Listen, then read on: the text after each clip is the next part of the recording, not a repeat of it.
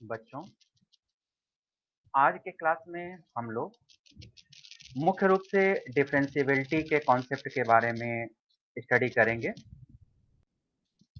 हम लोगों ने पिछले क्लासेस में कंटिन्यूटी के कॉन्सेप्ट के बारे में बहुत अच्छे से जानने की कोशिश की थी और उसी के आगे फिर कंटिन्यूटी को ही कंसर्न करके हम लोगों को डिफरेंशिएबिलिटी के भी कॉन्सेप्ट को आगे बढ़ाना है।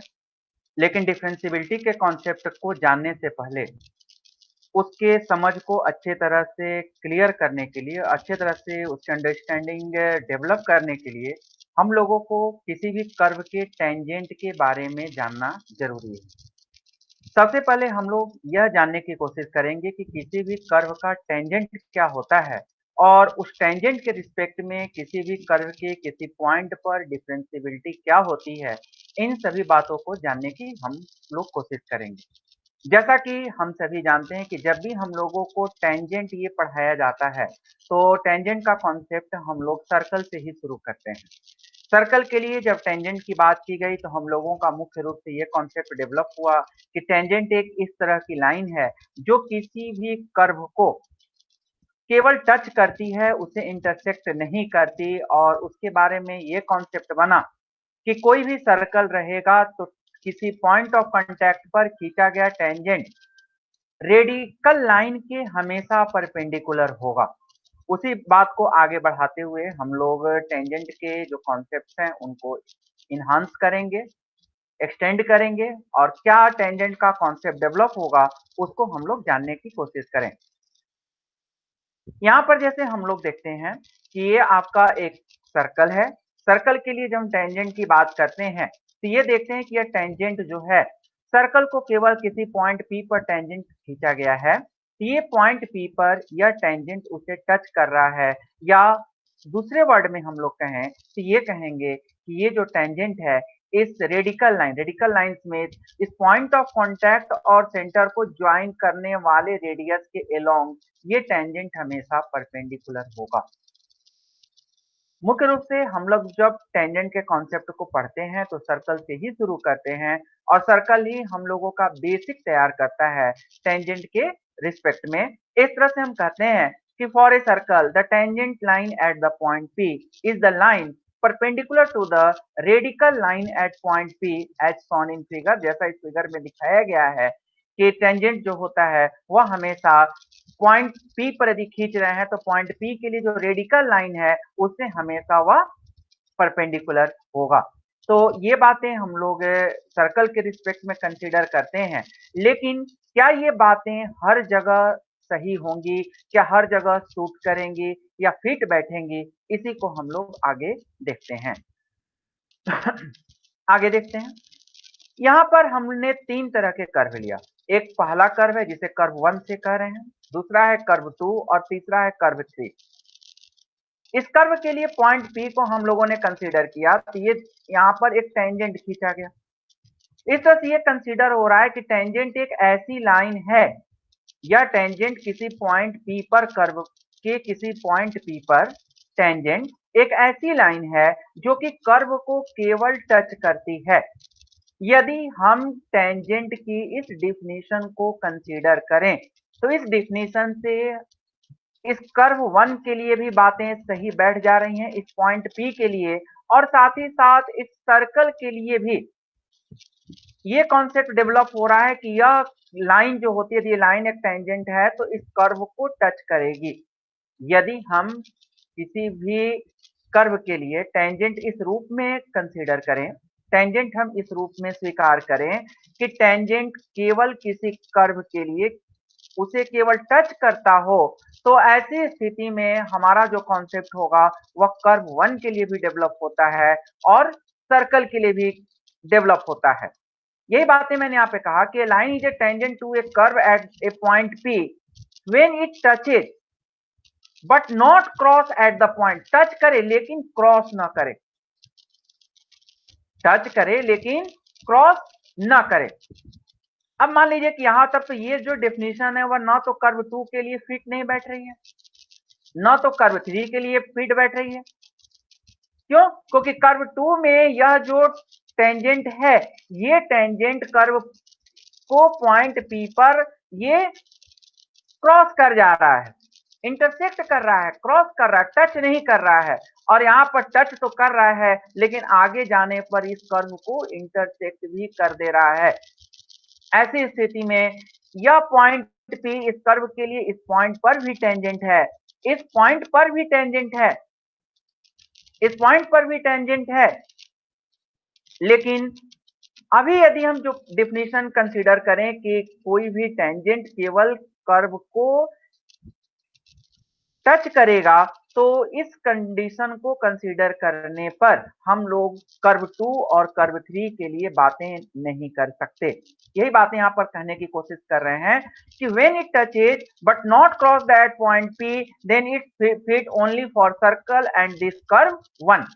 यदि हम दूसरा डिफिनेशन लें कि चलिए अच्छा ये डिफिनेशन को नहीं कंसीडर करते हैं, हम दूसरा डिफिनेशन लेते हैं कि व्हेन इट टचेज और intersect the curve at exactly one point, केवल एक ही पॉइंट पर इंटरसेक्ट करे, एक से ज्यादा पॉइंट पर इंटरसेक्ट ना करे, या एक ही पॉइंट पर टच करे, तो इस डेफिनेशन से इस कर्व 1 के लिए भी बातें फिट बैठ रही हैं, कर्व 2 के लिए भी बातें फिट बैठ रही हैं और सर्कल के लिए भी बातें फिट बैठ रही हैं। क्यों? क्योंकि सर्कल में ये लाइन इस कर्व को इस पॉइंट पी पर टच कर रहा है, कर्व 1 पर ये लाइन इस कर्व को इस पॉइंट पी पर टच कर रहा है और कर्व 2 में ये लाइन पॉइंट पी पर कर्व को केवल एक ही पॉइंट पर इंटरसेक्ट कर रहा है, एक से ज्यादा पॉइंट पर इंटरसेक्ट नहीं कर रहा है। इसलिए यदि हम ये दूसरे वाले डिफिनीशन को कंसीडर करें तो ऐसी स्थिति में कर्व 1 और उसके तरह के जो पॉइंट्स उनकी बातें सही बैठ रही हैं, कर्व 2 के लिए भी सही मिल जा रही हैं, लेकिन यह डिफिनीशन कर्व 3 के लिए जो खींचा गया टेंजेंट है उसको सेटिस्फाई नहीं कर पा रहा है।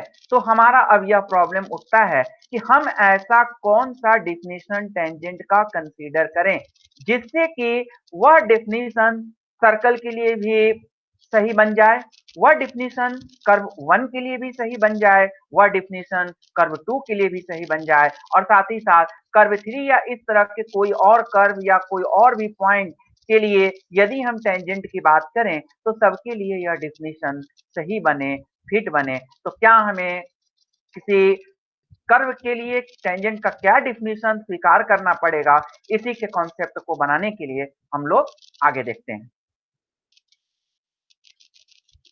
ये मान लीजिए कि कर्व है, कर्व पर एक ये सेकंड खींचा गया, सेकंड का मतलब ही होता है कि ऐसा कोई लाइन जो कि कर्व को इंटरसेक्ट करे, कट करे। तो यह जो आपका सेकंड है इस कर्व को दो पॉइंट पर इंटरसेक्ट कर रहा है, कर्व को दो पॉइंट पर इंटरसेक्ट कर रहा है, और इस सेकंड के ही रिस्पेक्ट में हम लोग टेंजेंट की बात करेंगे, किस तरह से हम लोग टेंजेंट का कॉन्सेप्ट डेवलप करेंगे, ये बातें हम लोग देखेंगे। इसीलिए मैंने यहाँ पर हेडिंग भी डाला है कि approximation of the slope of the tangent line using the second line. हम सेकंड लाइन के कॉन्सेप्ट को लेकर के टेंजेंट लाइन का क्या स्लोप होगा यह जानने की कोशिश करेंगे। तो सबसे पहले यदि हम कोई सेकंड खींच रहे हैं तो इस सेकंड का क्या स्लोप होगा ये हम जानने की कोशिश करते हैं। यहाँ पर देखिए कि ये पॉइंट एक लिया गया है जिसका कोऑर्डिनेट आपका CFC है, पॉइंट का कोऑर्डिनेट जो है आपका CFC है।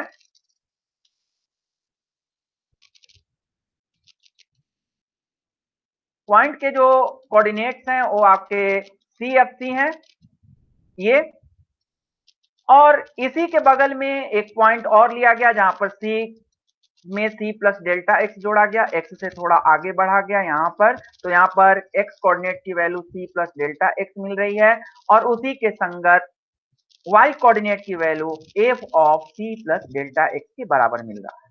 हम जैसा जानते हैं कि किसी भी सेकंड का यदि हमें टेंजेंट खींचना, सेकंड का यदि हमें स्लोप फाइंड आउट करना हो तो स्लोप लिखने के लिए हम लोग m इजिकल टू, जो स्लोप की बात करते हैं वो लिखते हैं हम लोग कि m is equal to y2 minus y1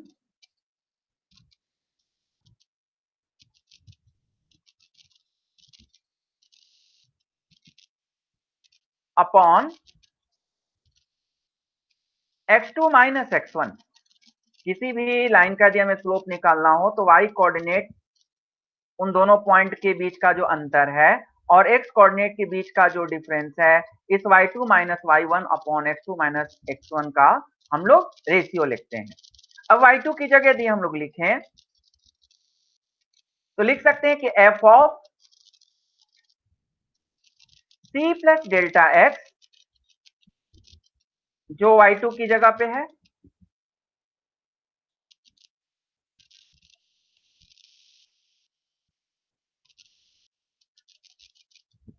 और y1 की जगह f ऑफ c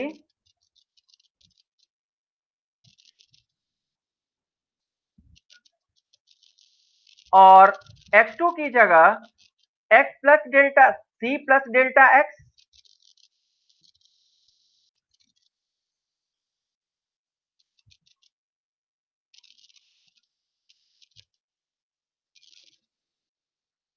और x1 की जगह हम लोग c लिखेंगे। और जब हम लोग इसे सिंप्लीफाई करेंगे तो हम लोगों को मिलेगा, ये देखिए c और c कैंसिल हो जाएंगे, ये c और ये c कैंसिल हो जाएंगे, और फाइनली हम लोगों को मिलेगा f of c plus delta x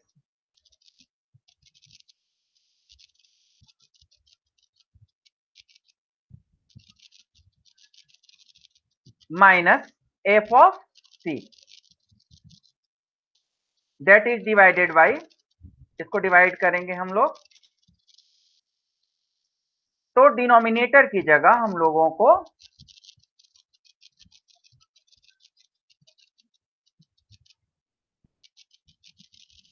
delta x मिलेगा।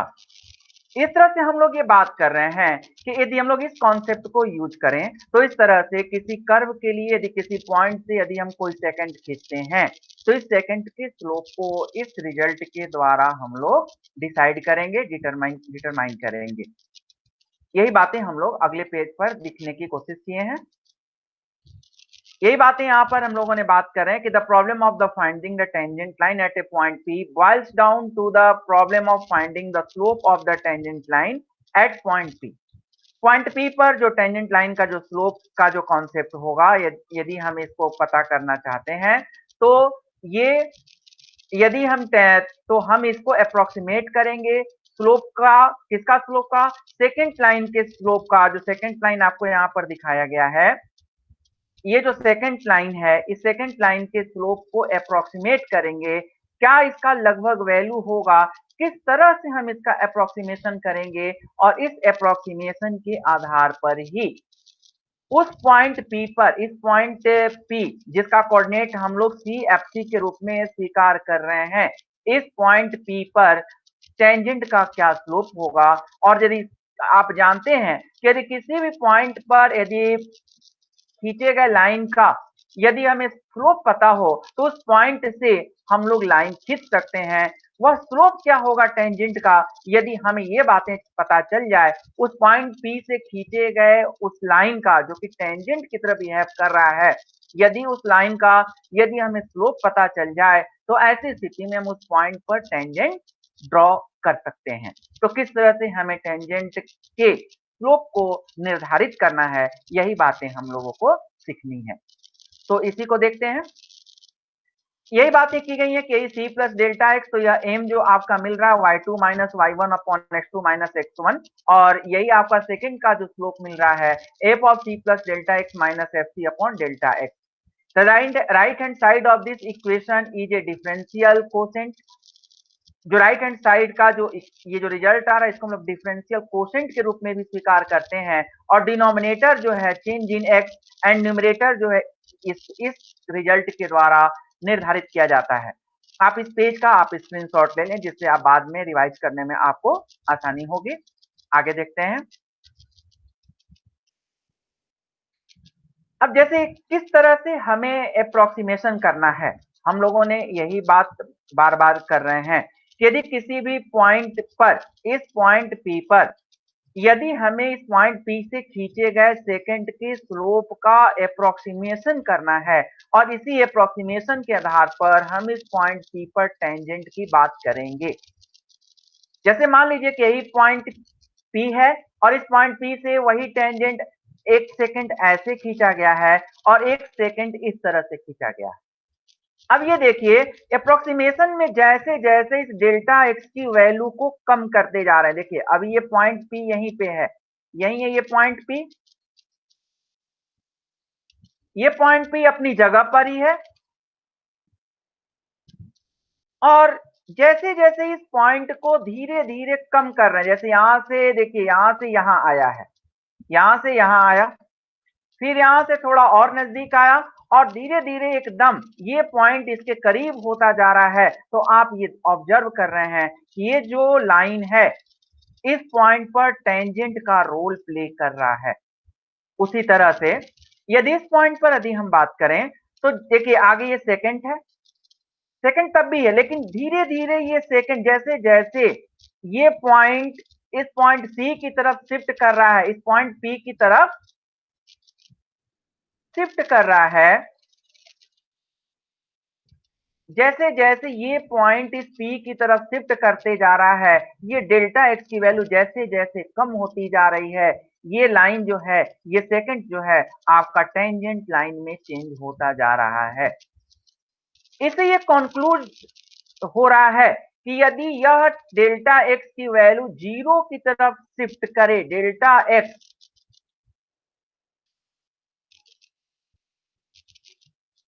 यदि ये जीरो की तरफ शिफ्ट करे तो ये सेकंड जो होगा वह टेंजेंट के रूप में चेंज होता जाएगा। डेल्टा एक्स की वैल्यू यदि जीरो की तरफ शिफ्ट करे, मतलब एक्स में होने वाला चेंज यदि ये एकदम जीरो के बराबर हो, ऐसी स्थिति में इस पॉइंट P पर यह खींचा गया सेकंड टेंजेंट का रोल प्ले करेगा। इस तरह से हम लोग किसी सेकंड के स्लोप को टेंजेंट के रूप में स्वीकार करने के लिए उसके स्लोप में जो डेल्टा एक्स की वैल्यू आ रही है, इसके स्लोप में जो डेल्टा एक्स की वैल्यू आ रही है, इस डेल्टा एक्स की वैल्यू को यदि जीरो के बराबर शिफ्ट कर दिया जाए, डेल्टा एक्स यदि जीरो की तरफ शिफ्ट होने लगे, तो ऐसी स्थिति में यह जो m की वैल्यू आ रही है, यह m जो होगा वह उस पॉइंट P पर, यह इस पॉइंट P पर यह m की value slope of the tangent का रोल प्ले करने लगेगी। यही बातें समझना है।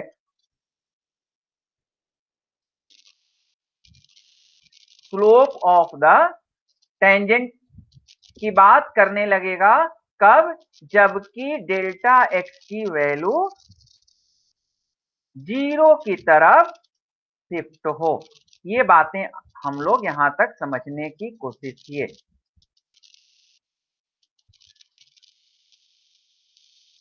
आगे बढ़ते हैं।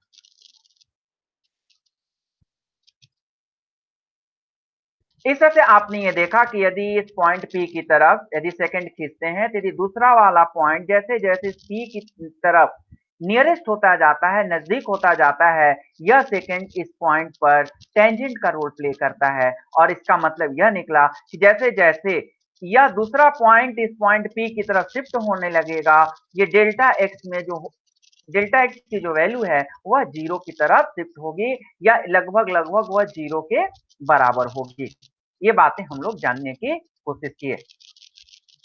इस तरह से टेंजेंट को डिफाइन करने के लिए इस तरह से बातें की गई कि यदि f is defined on an open interval containing c, यदि किसी ओपन इंटरवल में कोई भी पॉइंट सी हो, यदि ये limit delta y upon delta x tending to zero is equal to limit delta x, ये डेल्टा एक्स है, delta x tending to zero f of c plus delta x minus f of c upon delta x, यदि इसके हिसाब से यदि जो ये M की वैल्यू मिल रही है, एम की वैल्यू मिल रही है, इस एम की वैल्यू के आधार पर यदि आप उस पॉइंट पर जो लाइन खींचेंगे वह लाइन उस कर्व के लिए टेंजेंट का रोल प्ले करेगी।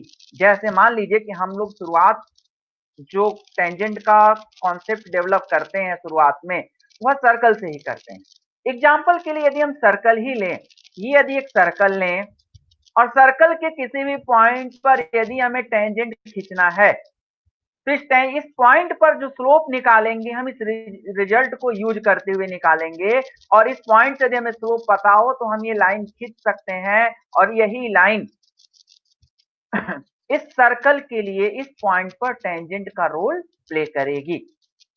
तो यदि ये वैल्यू एग्जिस्ट करती है, यदि ये वैल्यू मिलती है, m की वैल्यू कोई ना कोई मिलती है, तो ऐसी स्थिति में कर्व के उस पॉइंट पर उस स्लोप के हिसाब से जो लाइन हम खींचते हैं, वह लाइन टेंजेंट का रोल प्ले करेगी, या वही जो होगा टेंजेंट का डिफिनीशन होगा।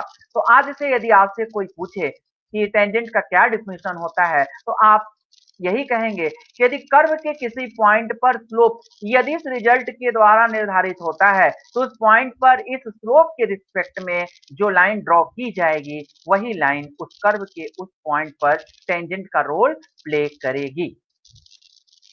यही डेफिनेशन स्वीकार होगा। लेकिन यह बातें भी आपको ध्यान रखना है कि हो सकता है कि कभी-कभी इस n की वैल्यू एग्जिस्ट ना भी करे। यदि एग्जिस्ट करती है, तब तो टेंजेंट ऐसा होगा, तब तो हम टेंजेंट लाइन जो होगी इस तरह से निर्धारित करेंगे। लेकिन यदि नहीं एग्जिस्ट करती, तो क्या ऐसी स्थिति में कोई टेंजेंट हो सकता है, या फिर क्या और कुछ होगा, तब जाकर के हो सकता है, उसको अभी हम लोग आगे देखने की कोशिश करेंगे। तो फिलहाल हम लोग इसको समझ लें कि if f is defined on an open interval containing c, and if the point limit delta y upon delta x is equal to limit delta x tending to 0, f of c plus delta x minus fc upon delta x is equal to m exists, then the line passing through cfg with the slope m is the tangent line to the graph of f at the point CFC. The slope of the tangent line to the graph of f at the point CFC is called the slope of the graph. Means यदि किसी भी graph का यदि आपको slope निकालना है, तो उस ग्राफ पर खींचा गया टेंजेंट का जो स्लोप होता है, सॉरी, जो टेंजेंट का जो स्लोप होता है, वही टेंजेंट का स्लोप उस ग्राफ का स्लोप के रूप में हम लोग कंसीडर करते हैं। मैं ये बातें यहाँ पर रेड कलर से दिखाने की बात की, नोट के रूप में लिखने की बात की है। If the above limit does not exist, there may also be the existence of tangent. तब भी टेंजेंट एग्जिस्ट कर सकता है। किस तरह से करेगा उसको भी हम लोग आगे देखते हैं। यहाँ तक आपको बातें समझ में आई होंगी। अब जैसे मान लीजिए कि हम लोगों ने एक लाइन लिया f x is equal to 2x minus 3। यदि आप इसका स्लोप निकालें तो यहाँ पे दो पॉइंट्स लिए गए हैं 2 1, और इसी के रिस्पेक्ट में यहाँ पर डेल्टा एक्स की वैल्यू चेंज कर दिया गया है आपका 1 से। तो डेल्टा एक्स की वैल्यू यदि आप 1 रखते हैं तो 2 की जगह 3 रखेंगे, तो 6 में से 3 माइनस करेंगे तो 3 आएगा। मतलब इस तरह से आप इस लाइन का स्लोप फाइंड आउट कर सकते हैं कि डेल्टा वाई यहाँ पर 2 है और डेल्टा एक्स 1 है, इसलिए स्लोप जो होगा वह delta y upon delta x का रेशियो 2/1 मतलब 2 के इक्वल होगा। तो इस तरह से किसी भी स्ट्रेट लाइन का स्लोप कैसे निकालते हैं हम लोग क्लास 11th में जानते हैं, लेकिन उसके रिस्पेक्ट में हम टेंजेंट की बात कैसे करेंगे यह जानने की कोशिश करते हैं। तो to find the slope of the graph, यदि हमें स्लोप ऑफ द ग्राफ मतलब कि उस ग्राफ का टेंजेंट निकालना, तो f x is equal to 2x minus 3 when c is equal to 2।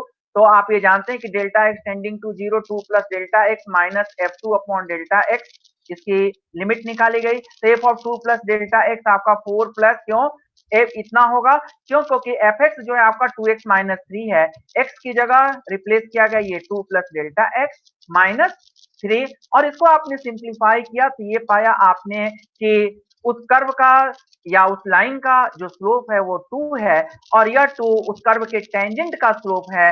इस तरह से आपको ये क्लियर हुआ कि the graph of a linear function has the same slope at any point. कोई भी पॉइंट यदि आप लेंगे तो उस ग्राफ पर हर एक पॉइंट पर आपका टेंजेंट का स्लोप सेम मिलेगा। या दूसरे वर्ड में ये कहें कि क्या ये कहा जा सकता है कि किसी स्ट्रेट लाइन के किसी पॉइंट पर स्ट्रेट लाइन के किसी पॉइंट पर कितने टेंजेंट खींचे जा सकते हैं या खींचे जा सकते हैं कि नहीं खींचे जा सकते हैं, तो आपका आंसर ये होगा कि स्ट्रेट लाइन के हर एक पॉइंट पर टेंजेंट खींचा जा सकता है। ये अलग की बात है कि टेंजेंट और लाइन दोनों कोइंसाइड कर जाएंगे। For each and every point of on a line, there exists a tangent. It's other matter. All the tangent will coincide with the line. ये बातें आपको जाननी होगी। आगे देखते हैं। मान लीजिए किस तरह का है, नॉन लीनियर फंक्शन है। यदि यहां पर कोई भी पॉइंट ले लिया गया कि सी ले लिया गया, तो सी के लिए आप ये देख रहे हैं कि वह 2c के बराबर आ रहा है। कोई पॉइंट यदि यहां पर सी लिया गया तो उसका जो टेंजेंट का जो स्लोप आ रहा है वो 2c आ रहा है। इसका मतलब कि वहां पर उस कर्व के किसी पॉइंट पर खींचे गए टेंजेंट का स्लोप c पर डिपेंड कर रहा है, हर जगह सेम नहीं है। यदि आप c की वैल्यू 1 रखेंगे तो वहां पर टेंजेंट का स्लोप 2 इंटू 1 2 के बराबर आएगा।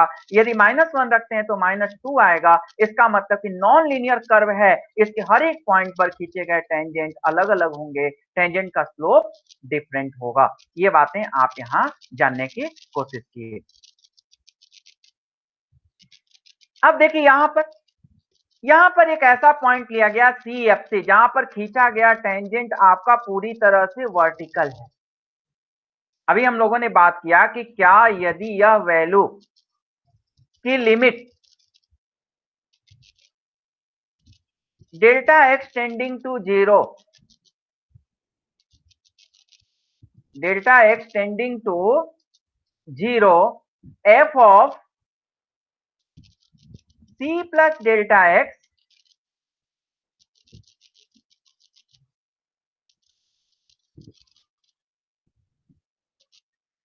सी plus delta x minus f of x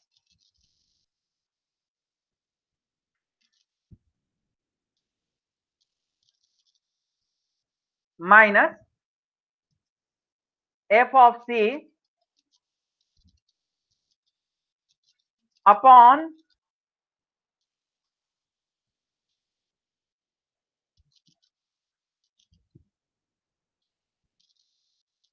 delta x.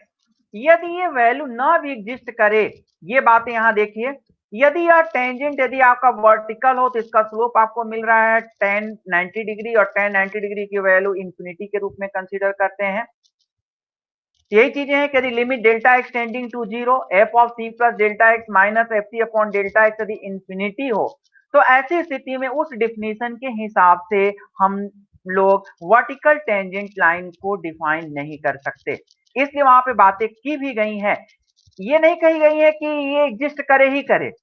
यहां पर उस डेफिनेशन में मैं फिर से आपको दिखाने की बात कर रहा हूं, क्या लिखा गया कि यदि यह वैल्यू एग्जिस्ट करे, यदि ये वैल्यू एग्जिस्ट करे, तब ऐसी स्थिति में कर्व के किसी पॉइंट पर खींचा गया टेंजेंट इस तरह का होगा।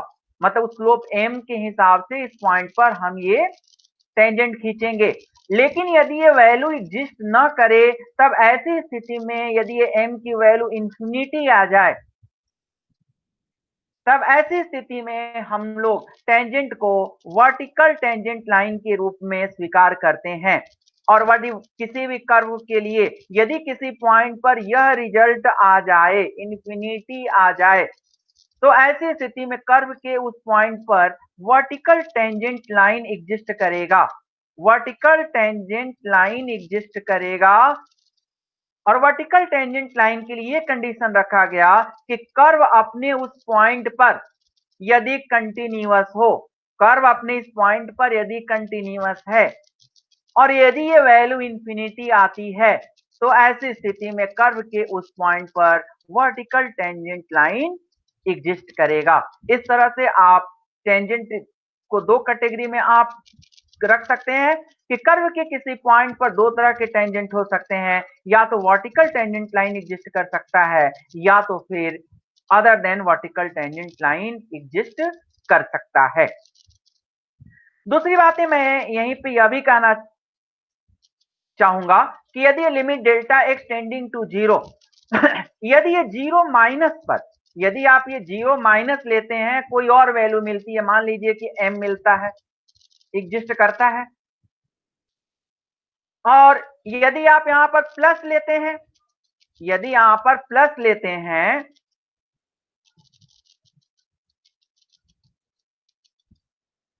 Limit delta x tending to 0 plus आगे बढ़ते हैं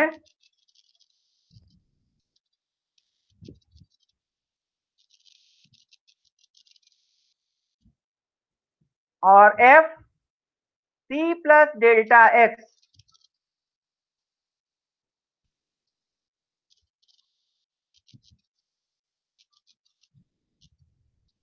माइनस एफ सी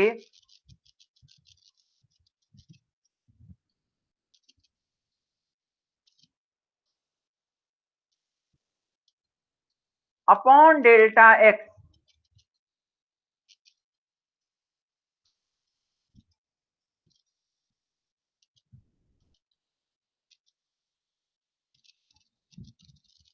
यदि n के बराबर है, तब भी ऐसी स्थिति में इसकी लेफ्ट हैंड लिमिट एग्जिस्ट करेगी, राइट हैंड लिमिट भी एग्जिस्ट कर रही है।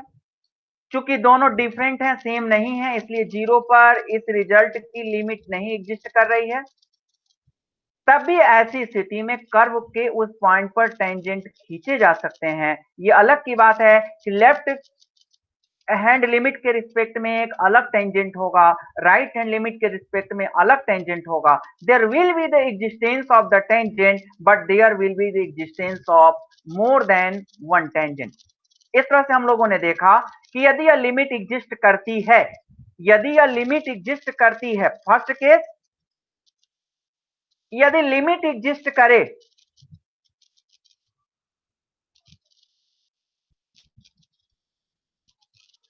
लिमिट एग्जिस्ट करे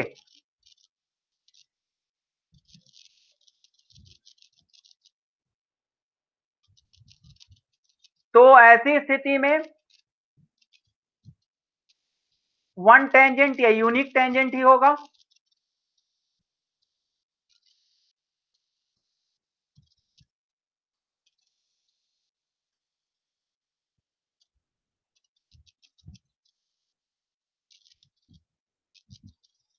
और यदि लिमिट एग्जिस्ट ना करे,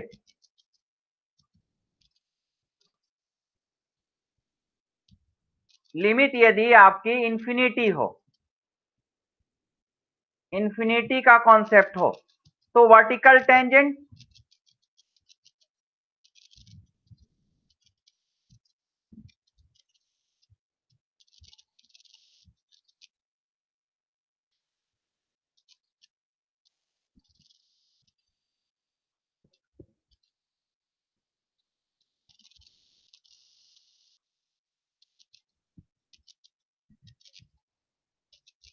और तीसरा केस कि यदि लिमिट एलएचएल और आरएचएल बराबर ना हो,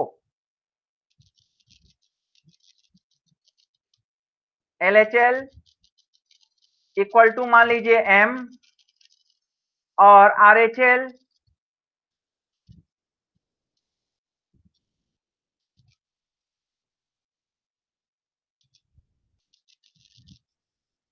यहाँ एलएचएल आरएचएल नहीं कहेंगे, एलएचडी कहेंगे। इसके डी क्या है अभी हम लोग आगे के केस में देखेंगे, इसे मैं एलएचडी कहता हूं। एलएचडी यदि एम के बराबर हो और आरएचडी यदि यहां पर इस रिजल्ट के लिए मतलब राइट हैंड से ये जो डिफरेंस ले रहे हैं, यदि एन के बराबर है, दोनों एग्जिस्ट करे और एम और एन इक्वल ना हो, तो ऐसी स्थिति में more than one tangent possible होंगे।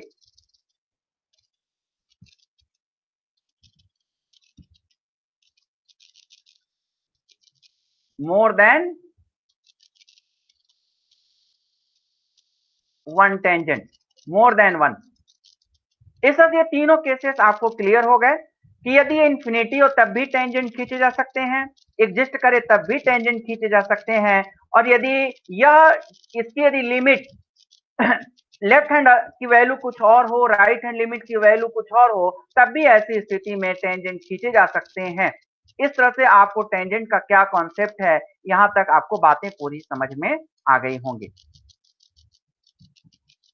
अब उसी हिसाब से कि यदि वही जो तीसरा वाला केस या पहला दूसरा तीसरा तीन केसेस थे, यदि लिमिट एग्जिस्ट करे और एक ही टेंजेंट हो, तब ऐसी स्थिति में इसी केस को हम लोग डिफरेंशिएबिलिटी के रूप में स्वीकार करते हैं। तभी हम कहते हैं कि यह कर्व डिफरेंशिएबल होगा। बाकी और कोई भी केस हो, या तो टेंजेंट न खींचा जा सके,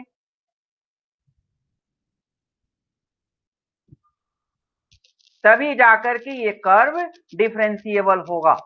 डिफरेंशिएबिलिटी के बारे में अब यहां से ही इस लाइन से समझ लीजिए कि यदि किसी कर्व के किसी पॉइंट पर वन टेंजेंट ही खींचा जा सके, यूनिक टेंजेंट ही ड्रॉ किया जा सके, तभी हम जाकर के कहते हैं कि कर्व अपने उस पॉइंट पर डिफरेंशिएबल है। यदि यूनिक टेंजेंट हो, लेकिन यदि वर्टिकल लाइन टेंजेंट लाइन है, तो ऐसी स्थिति में कर्व अपने उस पॉइंट पर डिफरेंशिएबल नहीं होगा। ऐसी स्थिति में भी वो डिफरेंशिएबल नहीं होगा। मतलब यूनिक टेंजेंट हो लेकिन other than vertical tangent line हो, ऐसी स्थिति में ही कर्व अपने उस पॉइंट पर डिफरेंशिएबल होगा। या कर्व के किसी पॉइंट पर यदि एक से ज्यादा टेंजेंट खींचने की स्थिति क्रिएट होती है, तब भी ऐसी स्थिति में कर्व अपने उस पॉइंट पर डिफरेंशिएबल नहीं होगा। या यदि कर्व के किसी पॉइंट पर हम टेंजेंट ड्रॉ ही नहीं कर पाते हैं, तब भी ऐसी स्थिति में कर्व अपने उस पॉइंट पर डिफरेंशिएबल नहीं होगा। इस तरह से आप समझ गए कि यदि हम ये कहते हैं कि कर्व किसी पॉइंट पर डिफरेंशिएबल है, इसका मतलब कि यदि कर्व के उस पॉइंट पर सिंगल टेंजेंट ही ड्रॉ किया जा सकता है, यूनिक टेंजेंट ही ड्रॉ किया जा सकता है, एक से ज्यादा टेंजेंट वहां पर संभव नहीं है। और इसी को अलजेब्राइक वे में यदि हम ऑब्जर्व करें तो यही कहेंगे कि definition of derivative of a function कि डेरिवेटिव एफ डैश एक्स से दिखाया जाता है। और ये एफ डैश एक्स को हम लोग ऐसे भी पढ़ते हैं f prime to x, F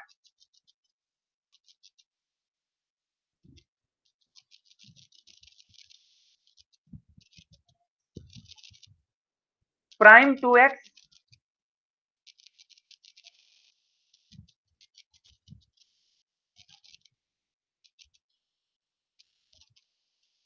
F prime to x.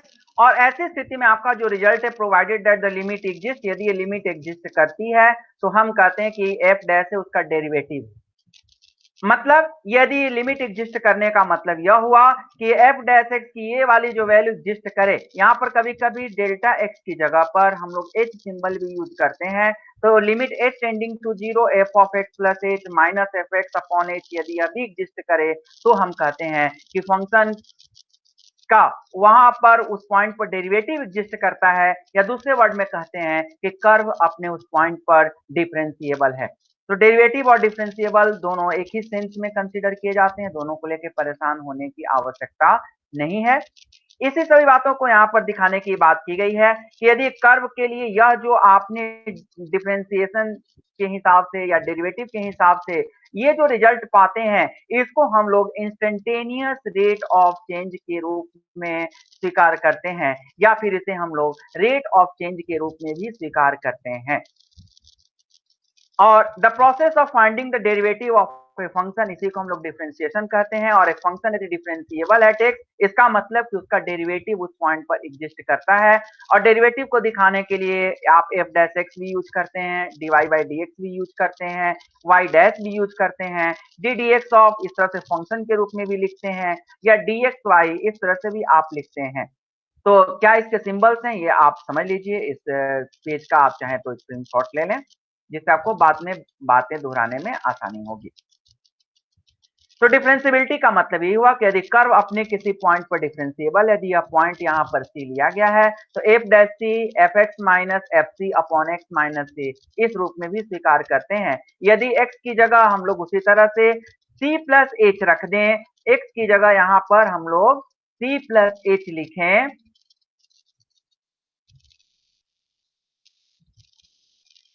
तो ऐसी स्थिति में इस एफ डैश सी की जो वैल्यू मिलेगी,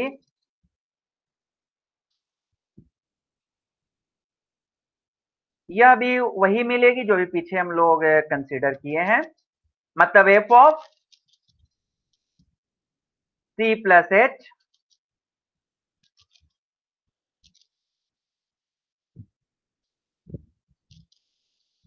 माइनस एफ ऑफ सी